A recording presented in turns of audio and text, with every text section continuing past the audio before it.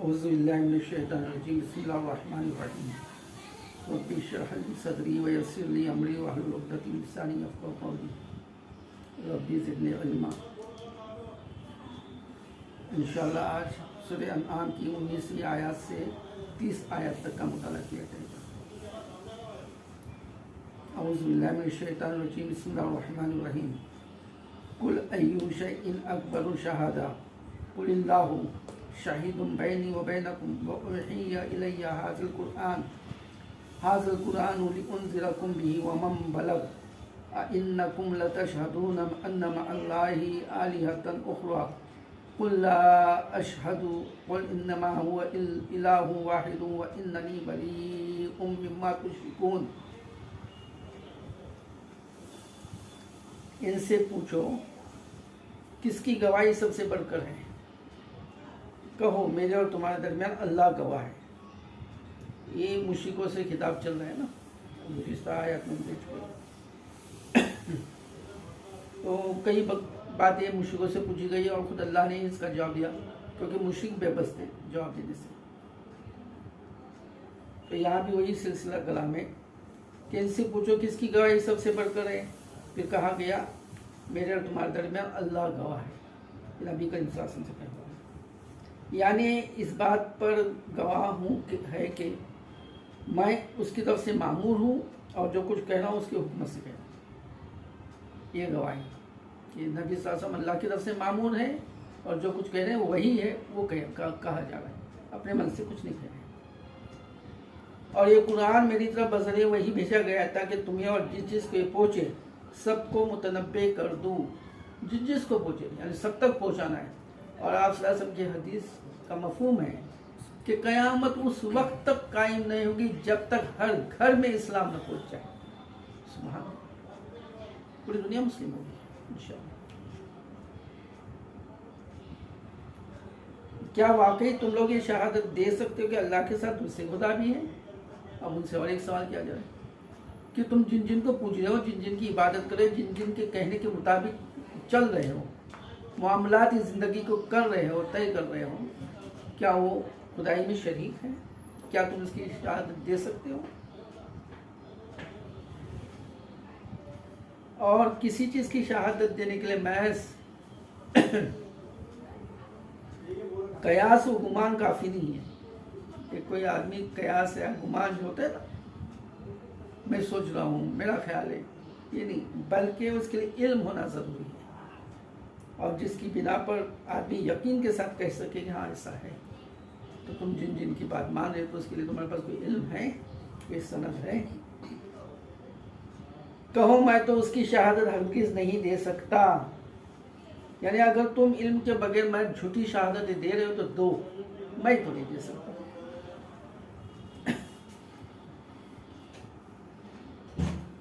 کہو خدا تو وہی ایک ہے اور میں اس شرک سے قطعی بیزار ہوں جس میں تم مبتلا ہو۔ ہر جگہ شرک کا ابطال ہے، ہر جگہ شرک سے اظہار برات ہے، اظہار بیزارگی ہے کہ شرک سے ہم بیزار ہیں، ہم اس میں قطعی مبتلا نہیں ہیں۔ تم الذین آتیناہم الکتاب یعرفونہ کما یعرفون ابناءہم الذین خسروا انفسہم فہم لا یؤمنون۔ جن لوگوں کو ہم نے کتاب دی ہے یعنی اہل کتاب، وہ اس بات کو اس طرح غیر مشتبہ طور پر پہچانتے جیسے ان کو اپنے بیٹے کو پہچاننے میں کوئی اشتباہ پیش نہیں آتا، مگر جنہوں نے اپنے آپ کو خود خسارے میں ڈال دیا ہے وہ اسے نہیں مانتے۔ یعنی اہل کتاب کو یہ کہا جا رہا ہے کہ تم لوگ اس کتاب کو، اس بات کو اس طرح انڈاؤٹفلی مانتے ہو، پہچانتے ہو جیسے کہ اپنے بیٹوں کو پہچاننا، اپنے اولاد کو پہچاننا۔ کبھی کبھی وہ اسکول وغیرہ کے فوٹوز ہوتے ہیں نا، یا اسکول میں سب یونیفارم میں بچے رہتے ہیں لیکن پیرنٹس اپنے بچوں کو پہچان لیتے ہیں۔ تو یہ بات یہ ہے کہ یہ جو اللہ کا کلام ہے یہ اور یہ جو نبی ہے اس کو وہ بالکل ایسے ہی پہچان لے، کوئی اس میں ڈاؤٹ نہیں، کوئی شبہ نہیں ہے۔ جس طرح ایک پیرنٹ اللہ کا، جیسے یہ خود اپنے اولاد کو پہچانتے ہیں، یعنی وہ جو مخاطبین ہے وہ۔ ومن اظلم ممن افترى على الله كذبا او كذب بآياته انه لا يفلح الظالمون۔ اور اس شخص سے بڑھ کر ظالم کون ہوگا جو اللہ پر جھوٹا بہتان لگائے یا اللہ کی نشانیوں کو جھٹلائے؟ یقیناً ایسا ظالم کبھی فلاح نہیں پا سکتا۔ اللہ پر جھوٹا بہتان لگائے یعنی یہ دعویٰ کرے کہ خدا کے ساتھ دوسری بہت سی ہستیاں بھی خدائی میں شریک ہے، یہ اللہ کے اوپر جھوٹا بہتان لگانا ہے۔ خدائی صفات سے متصف ہے، یعنی خدا کی جو کوالٹیز ہے وہ ان میں ہیں۔ کوئی انا داتا ہے، کوئی زندگی دینے والا، کوئی موت دینے والا، کوئی نہیں ہے سوائے اللہ کے۔ کوئی کسی کا خیر کرنے والا نہیں، کوئی کسی کو نقصان پہنچانے والا نہیں، ماں سوائے اللہ کے۔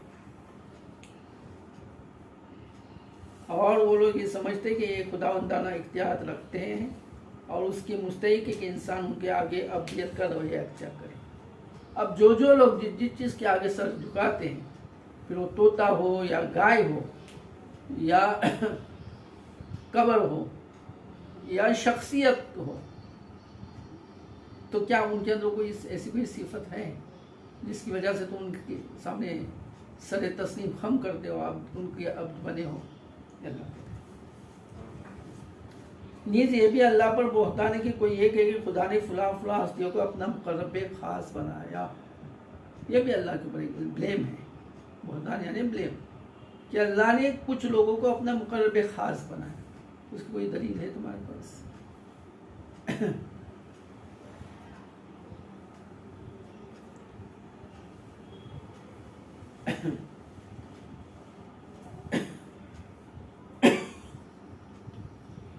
یہ تو اللہ پر جھوٹا بہتان ہو گیا۔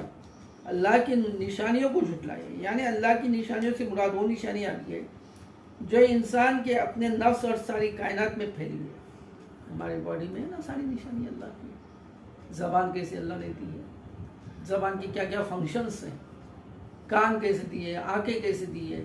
بچہ جب پیدا ہوتا ہے تو اس کو پیرنٹس کچھ باتیں سکھاتے ہیں، تھوڑی سی باتیں سکھاتے ہیں، لیکن زیادہ ہو سکتا ہے اس کو کون علم دیتا ہی ہے۔ یہ دماغ کیسا فنکشن کر رہا ہے، آنکھیں کیسے دیکھ رہی ہے، اور سب کی آنکھیں دیکھ رہی ہے، ہر ذی روح کی آنکھیں دیکھ رہی ہے۔ یہ کون دیا ہے؟ یہ اللہ کی نشانی ہے، اور اللہ کی نشانیاں ہمارے نفس میں بھی ہے اور ساری کائنات میں پھیلی ہوئی ہے، اور وہ بھی جو پیغمبروں کی سیرت اور ان کے کارناموں میں ظاہر ہے۔ اسی طرح اللہ کی نشانیاں پیغمبروں کی سیرتوں میں بھی ہیں۔ تمام انبیاء علیہ السلام کی سیرتیں کتنی پاکیزہ، ان کے اوپر بہتان لگایا الگ بات ہے، لیکن جب وہ حیات تھے تو لوگوں نے ان کی سیرتوں کو پاکیزہ ہی پایا ہے، اس لیے ان کی طرف متوجہ ہو گئی۔ یہ ساری نشانیں ایک ہی حقیقت کی طرف رہنمائی کرتی ہیں، یعنی یہ کہ موجودات عالم میں خدا صرف ایک ہی ہے، باقی سب بندے ہیں۔ اللہ کوئی پرندہ لو، اللہ سبحانہ نے اس کو پر دیے ہیں، پر سے کیسے اڑتا ہے، کیسے اپنے آپ کو بیلنس کرتا ہے، اس کو چونچ دیے، جس کو جیسی چونچ چاہیے ویسی دیے۔ سب پرندوں کو چونچ دی، لیکن کچھ پرندوں کی چونچ ٹیڑھی ہے، کچھ کی سیدھی ہے، کچھ کی لمبی ہے، کچھ کی چھوٹی ہے۔ جو پانی میں مچھلی کا شکار کرنا ہے، جن کو ان پرندوں کو اللہ سبحانہ نے لمبی چونچ دی ہے، کیونکہ اس کے ساتھ ناک بھی ہے نا چونچ کے ساتھ۔ اور چھوٹی چونچ ہوگی تو پانی میں اس کے ناک میں پانی جائے گا، وہ خود شکار کرنے جائے گا، خود ہی مر جائے گا۔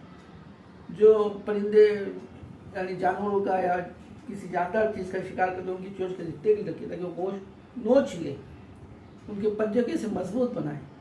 یہ اللہ سبحانہ تعالیٰ کی نشانیاں ہیں، اور اس سے یہ پتہ چلتا ہے کہ اس خالق کی کائنات صرف ایک ہے، معبود حقیقی صرف ایک ہے، باقی سب عبد ہے، بندے ہیں۔ اب جو شخص ان تمام نشانیوں کے مقابلے میں کسی حقیقی شہادت کے بغیر، کسی علم، کسی مشاہدہ اور کسی تجربے کے بغیر مجرد قیاس و گمان یا تقلید آبائی کی بنا پر، قیاس و گمان اور تقلید آبائی، آبا یعنی باپ، تقلید آبائی یعنی باپ داداؤں کی تقلید، اس کی بنا پر دوسروں کو الوہیت کی صفات سے متصف اور خداوندی حقوق کا مستحق کراتا ہے، تو غلط۔ قیاس و گمان کی وجہ سے، مشاہدے کی وجہ سے نہیں۔ اگر دو خدا ہوتے تو کوئی بعض کو سیدھی چونچ دیتا، کوئی کبوتر کو ٹیری چوچ دیتا ہوں؟ نہیں، سارے کبوتر ایک جیسے. یہ ناخن جو ہے کیسے غیر محسوس طریقے سے بڑھ رہے ہیں. بال بھی بڑھ رہے ہیں نا، لیکن دیکھو سر کے بال کیسے بڑھ رہے ہیں کہ کاٹنا ہی پڑے گا. اور ہاتھ پیر کے بال ایک جگہ آ کر رک جاتے ہیں، کاٹو تو پھر اتنے ہی آ کے رک جاتے، اس کے آگے نہیں بڑھ رہے. یہ ساری مشاہدے کی چیزیں، یہ قیاس گمان نہیں ہے، یہ صرف گیس کرنے کی چیزیں نہیں ہے، یہ فیکٹ ہے، ویل پلان اور فیکٹ ہے. تو یہ بتا رہا ہے کہ خدا کون ایک ہے، تو اس کی صفت میں کسی اور کو تم کیسے داخل کر رہے ہو؟ تو ظاہر ہے کہ اس سے بڑھ کر ظالم اور کون ہو سکتا ہے کہ اللہ کی صفت میں کسی اور کو شامل کرے. یہ شرک ہے، اس لیے تو ظلم عظیم کہا گیا. دراصل وہ حقیقت و صداقت پر ظلم کر رہا ہے، جو شرک کر رہا ہے وہ حقیقت اور صداقت پر ظلم کر رہا ہے، اپنے نفس پر ظلم کر رہا ہے، اپنے آپ پر ظلم کر رہا ہے، کائنات کی ہر چیز پر ظلم کر رہا ہے جس کے ساتھ وہ اس غلط نظریے کی بنا پر کوئی معاملہ کرتا ہے. پوری کائنات پہ ظلم کرتا ہے.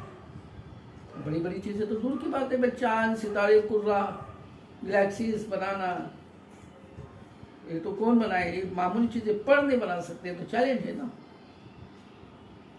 ایک یہ جو ہنی بی ہوتی ہے، شہد کی مکھی، کتنی چھوٹی سی ہوتی ہے، میرا خیال 5-6 mm کی ہوتی ہوگی نا، چھوٹی سی. بہت تو 10 mm کی ہوگی. اس کے اندر اس کا سارا فنکشن کرنے کے لیے اس کے اعضاء ہیں، اس کے اندر اس کا آرگنس ہے، اس کے اندر اس کا خون بھی ہے، خون کی نلیاں بھی ہے، پیشاب کی تھیلی بھی ہے اس کی، اور شہد رکھنے کے لیے بھی ایک تھیلی ہے، اور ڈنگ مارنے کے لیے زہر کی بھی تھیلی ہے. اور پھر اللہ سبحانہ وتعالیٰ نے وہ شہد کی مکھی کو ایسا بنایا ہے کہ وہ جب کسی کو ڈنگ دیتی ہے نا، اس کے بعد خود مر جاتی ہے.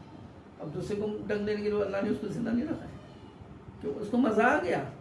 اب وہ بار بار سب کو ڈنگ لگی نہیں، بس ختم. وہ خود احتیاط کرے کہ اس کو جینا ہے یا کسی کو ڈنگ لے کے مرنا ہے، اس کے ہاتھ میں. تو یہ حقیقت ہے، اس کے خلاف گمان یہ ظلم ہے کائنات کے اوپر. وَيَوْمَ نَحْشُرُهُمْ جَمِيعًا ثُمَّ نَقُولُ لِلَّذِينَ أَشْرَكُوا أَيْنَ شُرَكَاؤُكُمُ الَّذِينَ كُنْتُمْ تَزْعُمُونَ. جس روز ہم سب کو اکٹھا کریں گے اور مشرکوں سے پوچھیں گے کہ اب وہ تمہارے ٹھہرائے شریک کہاں ہیں جن کو تم اپنا خدا سمجھتے ہیں. ایک قیامت کا دن ہے، حشر کا میدان ہوگا، وہاں پر سب کو جمع کیا جائے گا اور ان سے پوچھا جائے گا کہ اب بتاؤ جن کو تم پوچھتے تھے وہ کہاں ہیں. اب کس کی بادشاہی ہے، اب کس کا سکہ چلے گا، اب کس کا آرڈر ہوگا، لاؤ تمہارے خدا ہوگا. اب بچائے نا تم کو جن کی تم پوچھا کرتے رہے زندگی بھر، اب مجھ سے بچائے وہ.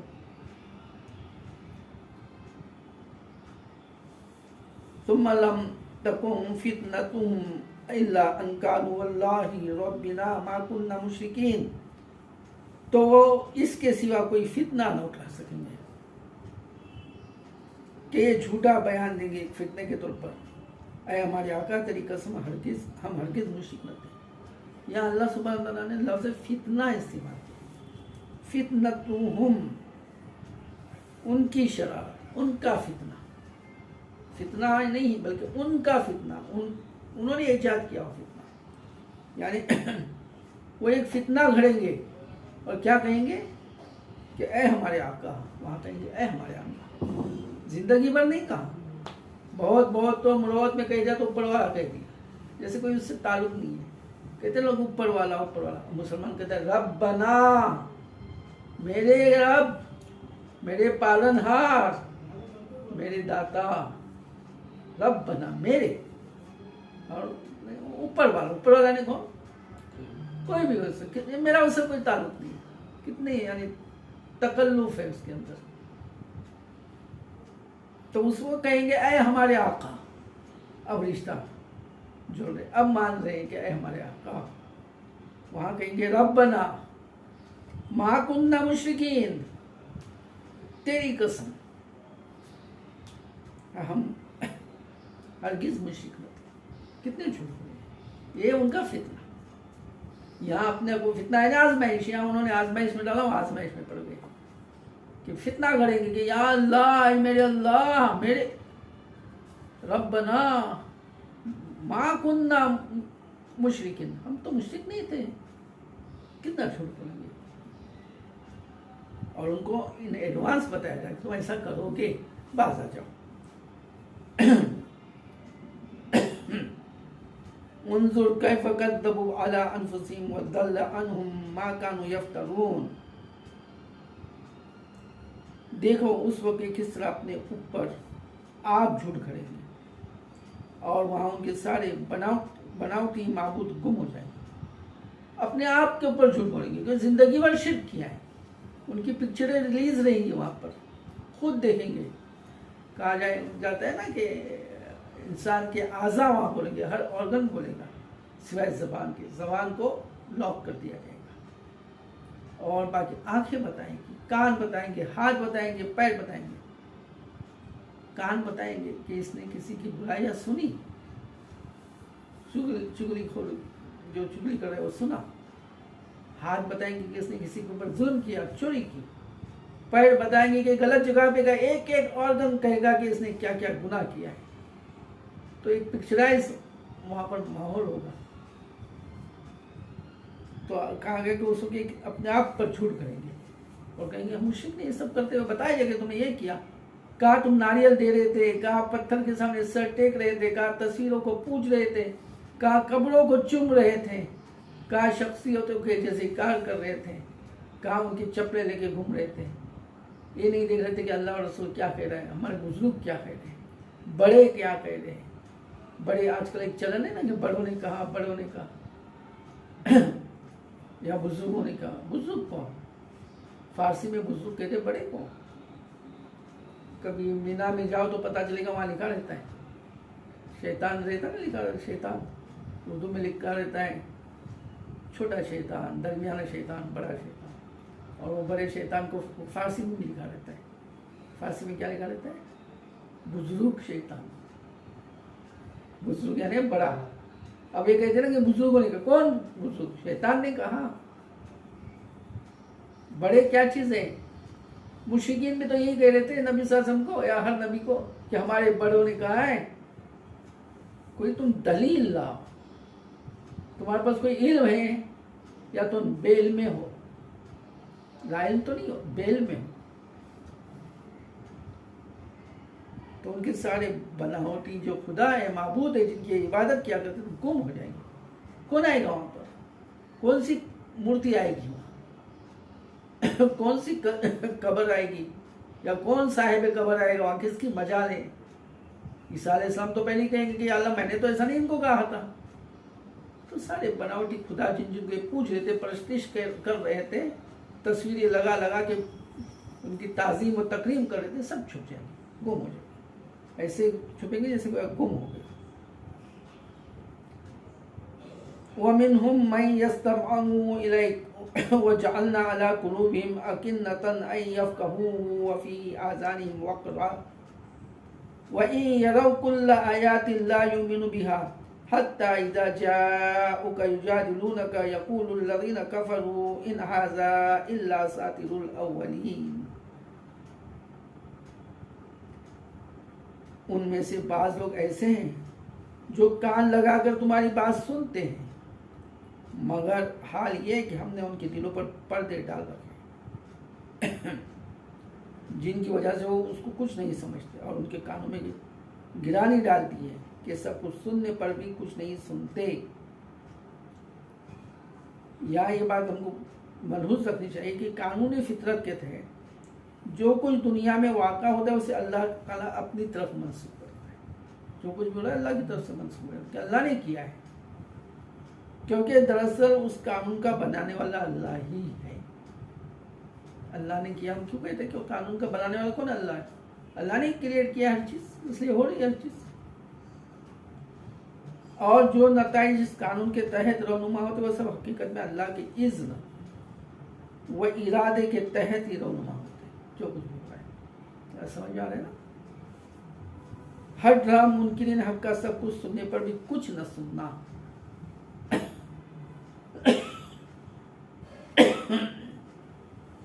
हर ड्राम और मुनकिरीन हक जो है उनका सब कुछ सुनने पर भी कुछ न सुनना, और दाई हक की किसी बात का उनके दिल में न उतरना उनके हर डरमी और तासुब और जमूत का फितरी नतीजा। हर ड्रम जो लोग हैं वो दाई हक जो बात बोल रहा है वो सुनने के बावजूद कुछ नहीं सुन रहा है, यानी उनके हर डरमी है, उनकी जिद है, और उनका नेचर जो एक यानी पैरालाइज नेचर है, उनका नेचर के ऊपर पैरालाइज हो गया उनका नेचर, उसका नतीजा है। कानूनी फितरत यही कि जो शख्स जिद पर उतर आता है और बेतासुबी के साथ सदाकत पसंद इंसानों का रवैया इख्तियार करने पर तैयार नहीं होता, उसके दिल के दरवाजे पर हर उस सदाकत के लिए बंद हो जाते हैं, उसके दिल के दरवाजे हर उस सदाकत के लिए बंद हो जाते हैं जो उसकी ख्वाहिशात के खिलाफ है। जो भी उसकी ख्वाहिशात से बात टकराती है वो हक को कबूल नहीं करता। उसकी ख्वाहिश है कि सूद मिले खाए, और सूद इस्लाम मना करता है तो उसको कबूल नहीं करता।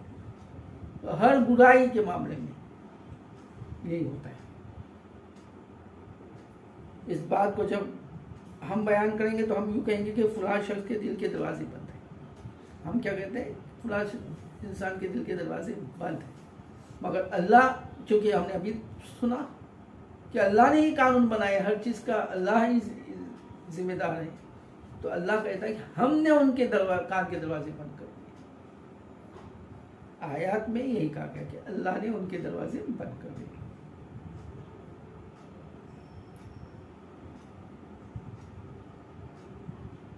खाओ कोई निशानी देख ले, उस पर ईमान लाकर न देखेंगे। हद ये है कि जब वो तुम्हारे पास आकर तुमसे झगड़ते हैं तो उनमें से जिन लोगों ने इनकार का फैसला कर लिया है वो सारी बातें सुनने के बाद यही कहते कि एक दास्तान पारीना के सिवा कुछ नहीं, आकर झगड़ते भी हैं और कहते क्या है अंबिया से, या बिल्कुल नबी शासन कि एक दास्तान पारीना है, यानी दास्तान यानी कहानी, पुरानी कहानी, पुराने ज़माने से चल रही है, कोई नई चीज़ नहीं। नई चीज़ क्यों करो? नादान लोगों को ये समझना चाहिए कि इस्लाम जो है हज़रत आदम अलैहिस्सलाम से है। नबी साहब वही भी इस्लाम पेश करे जो हज़रत ईसा ने पेश किया, और हज़रत ईसा अलैहिस्सलाम ने दावा किया कि मैं तो वही बातें बता रहा हूँ जो तौरात में लिखी हुई है, यानी जो हज़रत मूसा ने पेश किया अलैहिस्सलाम। और ये सिलसिला आदम इस्लाम तक चलता है, नई चीज़ नहीं है। तो दास्तान पारीना ने पुरानी बातें क्या चीज़, ये क्या चाहते कि कोई नई चीज़ पेश की जाए? नई चीज को कहा जाता है बिद्दत। हर नई चीज नबी सल्लल्लाहु अलैहि वसल्लम का दीन के अंदर हर नई चीज बिद्दत है, तो वो बिद्दत क्यों हो?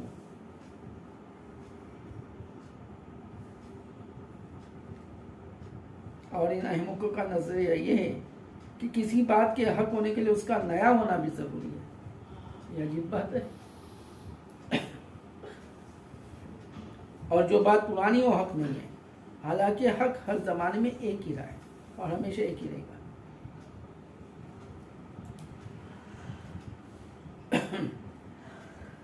वहुम यनहौना अन्हु व यनऔना अन्हु व इन युहिकूना इल्ला अनफुसहुम मा यशकुरून।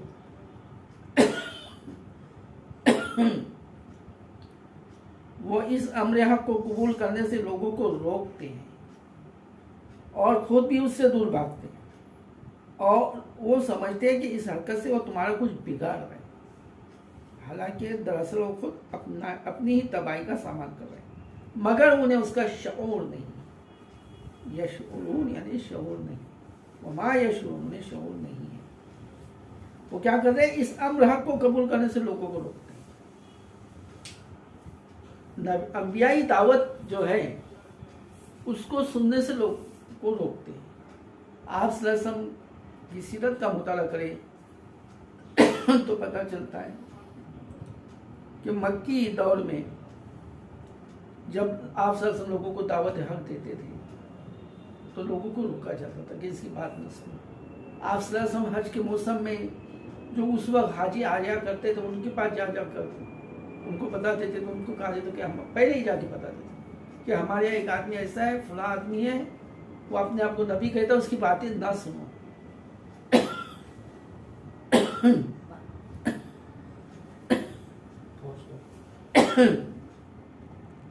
آپ صلی اللہ علیہ وسلم تجارتی قافلوں کے پاس جاتے تھے، ان کو کہا جاتا تھا کہ یہاں پر ایک آدمی ایسے، اس کی باتیں نہ سنو. آپ صلی اللہ علیہ وسلم قرآن سنا رہے تو شور کیا جاتا تھا، تالیاں پیٹی جاتی تھی، آوازیں نکالی جاتی تھی. یہ کب ہوتا تھا؟ مکی دور میں. اور کون کرتا تھا؟ کفار مکہ. آج بھی وہی ہوتا ہے. آج بھی خالص قرآن کی دعوت دینے کے لیے جب کوئی اٹھتا ہے تو اس کو روکا جاتا ہے. لوگوں کو پہلے ہی بدظن کیا جاتا ہے کہ دیکھو ان لوگوں کی باتیں مت سنو، وہ لوگ جو باتیں کر رہے ہیں وہ مت سنو، قرآن کو مت سنو. کہیں کہا جاتا ہے کہ قرآن کو سمجھنے کے لیے اتنے علم چاہیے. کہیں کہا جاتا ہے قرآن جو ہے وہ عالموں کے لیے ہے. عالموں کو تو ویسے علم ہے، انہیں ترجمے کرنے کی کیا ضرورت تھی، اور اتنے علم کیوں چاہیے. اور اس کی بھی ابھی ہم نے جو سنا گزشتہ آیت میں کہ تمہارے پاس اس کا کوئی علم ہے یا صرف گمان ہے، قیاس سے باتیں کرو. تو ان کے پاس کوئی ایسی دلیل ہے قرآن کی حدیث سے کہ کہیں نبی صلی اللہ علیہ وسلم نے کہا ہو کہ قرآن سمجھنے کے لیے اتنا علم چاہیے؟ فَهُوَ رَدٌّ، وہ رد کر دو، مردود بات ہے جو نبی صلی اللہ علیہ وسلم نے نہیں کہی اور کس نے کہی. چاہے کتنے بڑے سے بڑا بزرگ ہو کوئی ہو، اور اس کو تم دین کی بات کہہ کر یا ساتھ میں لے کر کتابوں کو گھومو تو غلط ہے. یہ جو ایک آیات ہے اس کے اوپر وہ لوگ غور کریں کہ کیا یہ آیات صرف کفار مکہ سے مخاطب ہیں یا آج ان کی حرکتوں کی وجہ سے ان سے بھی مخاطب ہے. قرآن سے روکتے ہیں، بدگمانیاں پھیلاتے ہیں، شور شرابہ کرتے ہیں، ہر وہ اونچی حرکت کرتے ہیں جو انہوں نے کی تھی. کچھ خاص فرق نہیں. یہی قرآن میں اللہ سبحانہ نے کہا ہے وَقَالَ الَّذِينَ كَفَرُوا لَا تَسْمَعُوا لِهَٰذَا الْقُرْآنِ وَالْغَوْا فِيهِ لَعَلَّكُمْ تَغْلِبُونَ. کہ وہ تو کافر تھے جو لوگوں کو کہتے تھے کہ اس قرآن کو مت سنو، اور اس کے مقابلے میں فضول چیزیں پیش کرو تاکہ تمہارا غلبہ پائے. یہ کافر کہتے تھے. آج مسلمانوں کو کیا ہو گیا کہ مسلمان قرآن سے روک رہے. یہ نام نہاد علماء، کچھ سارے نہیں، کچھ جو اپنے آپ کو دین کے ٹھیکیدار سمجھ بیٹھے ہیں، وہ لوگوں کو کہتے کہ قرآن کو مت سمجھو. جس قرآن کی روٹی خود کھا رہے ہیں، کل خدا کو کیا جواب دیں گے. میں ان سے اپیل کرتا ہوں کہ ذرا غور کرے، ذرا سوچے وہ کیا کہہ رہے ہیں. کیا وہ اللہ کی بات کو آگے، نبی صلی اللہ علیہ وسلم کی بات کو پیش کر رہے ہیں یا شیطان کے ہتھ کنڈے کو پیش کر رہے ہیں؟ کیا وہ اپنے آخرت بنا رہے ہیں یا اپنی دنیا و آخرت تباہ کرے؟ ذرا غور کرے. میری ہمدردانہ ان سے گزارش ہے کہ وہ برائے مہربانی غور کرے. ملت اسلامیہ کو بالخصوص اور عالم انسانیت کو بالعموم گمراہ ہونے سے بچائے اور خود اس کے لیے گمراہ ہونے کا سبب نہ بنے. یہاں وہی کہا گیا کہ وہ اس امر حق کو قبول کرنے سے لوگوں کو روکتے ہیں اور خود بھی اس سے دور بھاگتے ہیں. وہ سمجھتے ہیں کہ اس حرکت سے وہ تمہارا کچھ بگاڑ رہے ہیں. ان کی اس حرکت سے جو قرآن پیش کرے ان کا کچھ نہیں بگڑ رہا ہے. نہ قرآن کا بگڑ رہا ہے، نہ نبی و اللہ کا بگڑ رہا ہے. وہ اپنا بگاڑ رہے ہیں. حالانکہ دراصل وہ خود اپنی ہی تباہی کا سامان کر رہے ہیں، مگر انہیں اس کا شعور نہیں ہے. وہ شعور لائیں، وہ دیکھیں وہ کیا حرکت کر رہے ہیں. ذرا وہ دیکھیں، وہ مکی واقعات کو پڑھے اور اس کے اوپر غور کریں کہ وہ کیا کر رہے ہیں. چاہے کتنا بڑے سے بڑا بزرگ ہو، اس نے اگر ایک کہیں لکھ دیا ہے کہ قرآن کو سمجھنے کے لیے اتنے علوم چاہیے تو غلط ہے. کیونکہ نبی کریم صلی اللہ علیہ وسلم نے ایسی کوئی بات نہیں کی اور آپ صلی اللہ علیہ وسلم نے ایسی کوئی، اور اللہ سبحانہ تعالیٰ نے بھی ایسی کوئی دلیل نہیں دی. بلکہ اللہ سبحانہ تعالیٰ نے کہا کہ قرآن تو سمجھنے کے لیے افلا یدبرون القرآن ام علی قلوبہم افکار، کیا تم قرآن میں غور نہیں کرتے یا تمہارے دلوں میں ٹالے پڑے ہوئے.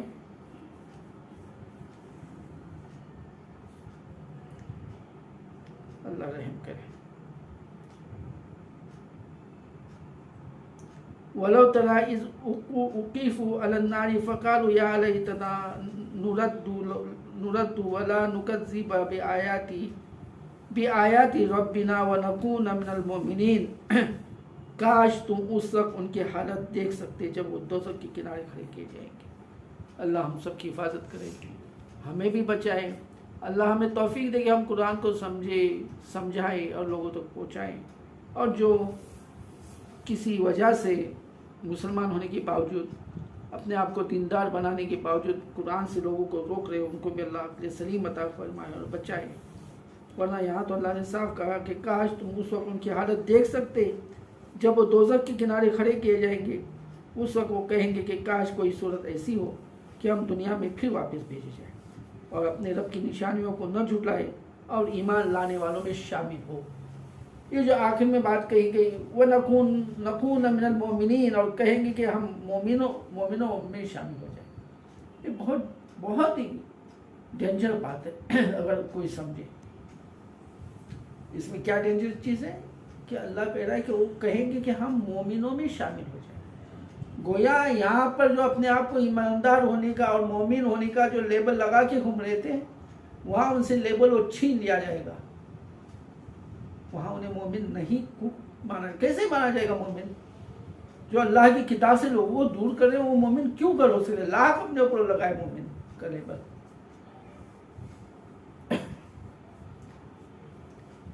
بل بدا لهم ما كانوا يخفون من قبل ولو ردوا لعادوا لما نهوا عنه وانهم لكاذبون.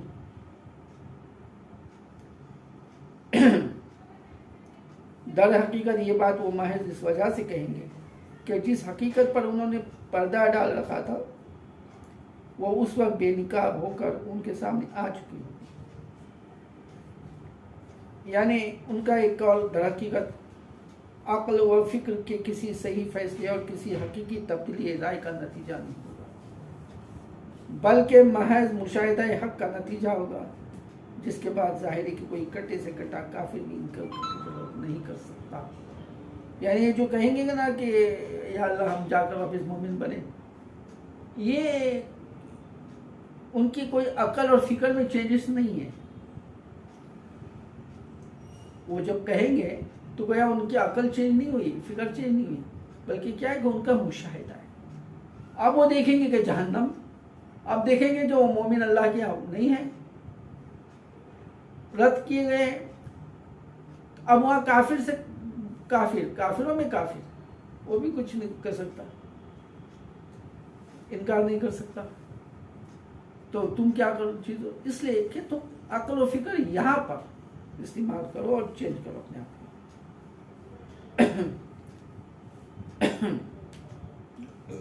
ورنہ اگر انہیں سابق زندگی کی طرف واپس بھیجا جائے تو پھر وہی سب کچھ کرے جس سے انہیں منع کیا گیا ہے. یہ اللہ بتا رہے گا. اگر واپس ان کو بھیج جائے تو وہی حرکت کریں جو ابھی کر رہے ہیں. وہ تو ہے ہی جھوٹے، اس لیے اپنی خواہشوں کے اظہار میں بھی جھوٹی سے کام کریں. اللہ نے ان کو کاذبون کا لفظ استعمال کیا. کاذبون کیسے نہیں کاذبون؟ جھوٹ کہہ رہے ہیں کہ قرآن کو سمجھنے کے لیے اتنا علم چاہیے.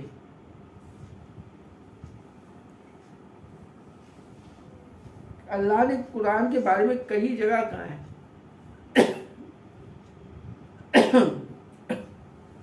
کہ یہ تو ہمارا ذکر ہے. تو کوئی ہے اس سے یاد دہانی حاصل کرنے والا؟ فہل میں مدکر کہ یہ تو ہمارا ذکر ہے، اس سے کوئی یاد دہانی حاصل کرنے والا ہے. اس کے سامنے وہ جھوٹ کہہ رہے ہیں کہ نہیں اس کو اتنا علم چاہیے. اللہ کہہ رہا ہے کہ قرآن آسان ہے.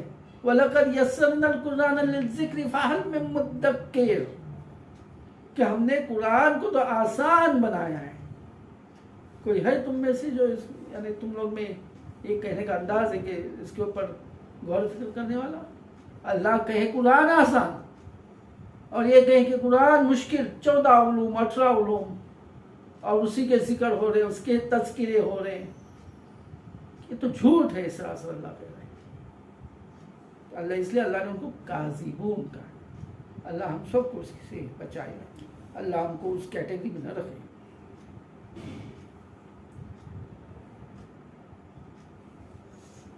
وقالوا ان هي الا حیاتنا الدنیا وما نحن بمبعوثین. آج یہ لوگ کہتے ہیں کہ زندگی جو کچھ بھی ہے بس یہی دنیا کی زندگی، ہم مرنے کے بعد ہرگز دوبارہ نہ اٹھائے جائیں گے. یہ وہ کہہ رہے ہیں، کچھ لوگ تو کہتے بھی ہیں اور کچھ لوگ کہہ نہیں رہے، لیکن کر ایسا رہے گویا یہی زندگی. ایک بولنے کا انداز ہے کہ یہ لوگ جو کچھ بھی ہے یہی سمجھے کہ یہی دنیا کی زندگی ہے، مرنے کے بعد تھوڑی دوبارہ اٹھایا جانے والا ہے، کوئی پوچھنے والا ہے.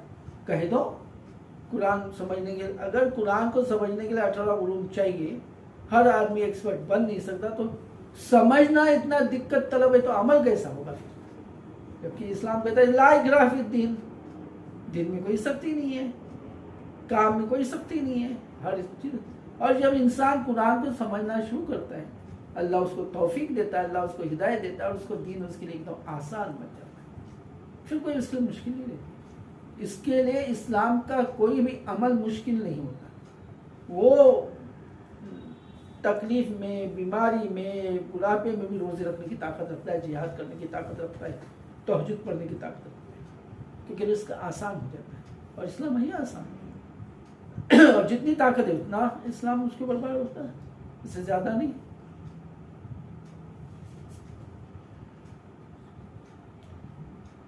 وَلَوْ تَرَىٰ إِذْ وُقِفُوا عَلَىٰ رَبِّهِمْ قَالَ أَلَيْسَ هَٰذَا بِالْحَقِّ قَالُوا بَلَىٰ وَرَبِّنَا قَالُوا فَذُوقُوا الْعَذَابَ بِمَا كُنتُمْ تَكْفُرُونَ. کاش وہ منظر تم دیکھ سکو جب یہ اپنے رب کے سامنے کھڑے کیے جائیں گے. اس وقت ان کا رب ان سے پوچھے گا کیا یہ حقیقت نہیں ہے؟ یہ کہیں گے ہاں اے میرے رب، اے ہمارے رب، یہ حقیقت ہی ہے. وہ فرمائے گا اچھا تو اب اپنے انکار حقیقت کی پاداش میں عذاب کا مزہ چکو. اللہ ہم سب کو حفاظت فرمائے، بچائیں. یہ ایک منظر پیش کیا گیا، جو حرکتیں کر رہے ہیں ان کے سامنے پیش کی جائیں گی، اور تم اس وقت دیکھو. اس وقت اللہ ان سے پوچھے گا کیا یہ حقیقت نہیں ہے جس کے خلاف تم کام کرے تھے؟ تو کہیں گے کہاں یہ حقیقت ہے. تو اللہ کہے گا اب مان رہے نا حقیقت ہے، تو اب عذاب چکو کیونکہ تم نے اس کے خلاف کام کیا. اللہ بچائے ہم سب کو. اللہ تعالیٰ کی دعا ہے کہ اللہ تعالیٰ ہم کو فکر و عمل کی توفیق عطا فرمائے، صحت سلامتی تندرستی عمر دراز عطا فرمائے، دنیا و آخرت کی خیر و برکت سے نوازے. وآخر دعوانا الحمدللہ رب العالمین.